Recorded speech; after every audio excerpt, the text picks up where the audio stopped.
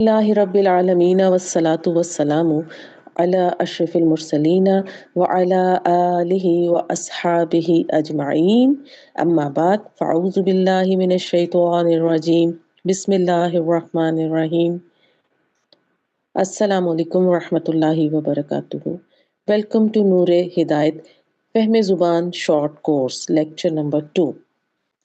پچھلے لیکچر میں ہم نے عربی زبان کے حروف اور الفاظ کی بنیاد کو سمجھا تھا۔ آج ہم عربی گرامر کی وہ بنیاد پڑھیں گے جس کے بغیر آگے جانا ممکن نہیں۔ آج ہم ایک بہت بنیادی لیکن نہایت اہم سوال کا جواب جانیں گے۔ لفظ اور کلمے میں فرق کیا ہے؟ یعنی ہمارا آج کا ٹاپک ہے لفظ اور کلمے کی پہچان۔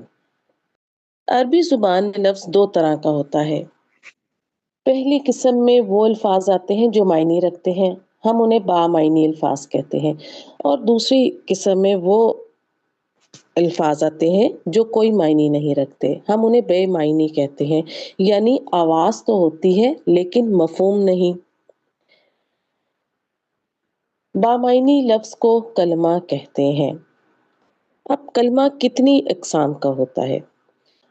ہر زبان میں گرامر کی بنیاد الفاظ کی تقسیم پر ہوتی ہے، اسی تقسیم کو اقسام کلمہ کہتے ہیں۔ عربی زبان میں کلمے کی 3 اقسام ہیں: اسم، فعل، حرف۔ اسم جو کسی شخص، چیز یا جگہ کا نام بتائے، مثلا زید، کتاب، درخت۔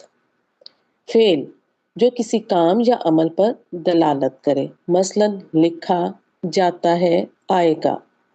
حرف جو خود مکمل معنی نہیں دیتا بلکہ دوسرے الفاظ کے ساتھ مل کر معنی واضح کرتا ہے، مثلا سے، میں اور اگر۔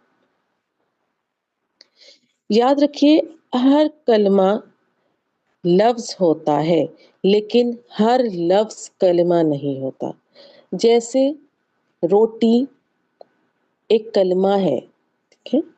اگر میں کہتی ہوں روٹی ووٹی تو روٹی ایک کلمہ ہے، ٹھیک ہے، اور یہ ایک لفظ ہے، لیکن ووٹی صرف ایک لفظ ہے، کلمہ نہیں ہے، کیونکہ اس کا کوئی معنی نہیں ہے، وہ صرف آواز رکھتا ہے۔